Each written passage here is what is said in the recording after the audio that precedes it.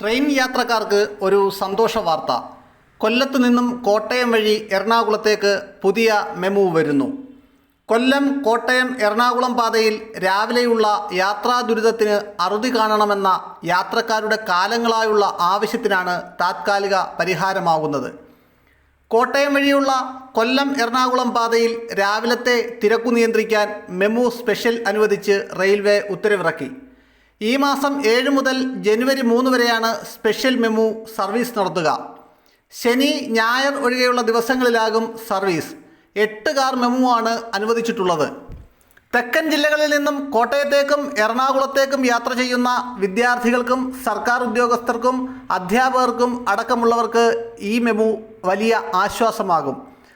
രാവിലെ കോട്ടയം പാതയിൽ Thoothukudi, Palakkad Palaruvi express, Thiruvananthapuram Shoranur express എന്നിവയിലെ അനിയന്ത്രിത തിരക്കിന് പുതിയ മെമു എത്തുന്നതോടെ ശമനമുണ്ടാകും.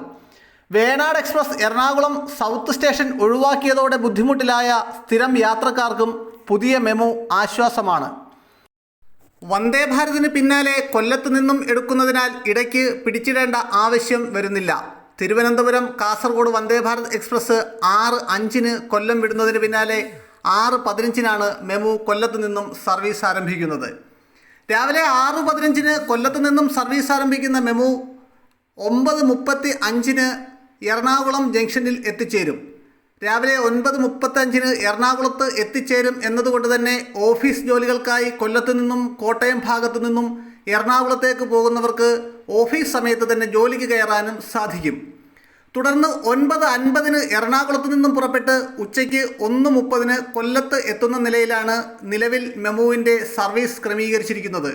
മറ്റ് സ്റ്റോപ്പുകളും അവിടെ എത്തുന്ന സമയവും അടക്കമുള്ള വിവരങ്ങൾ അടുത്ത ദിവസം പുറത്തുവിടുമെന്ന് റെയിൽവേ വ്യക്തമാക്കി.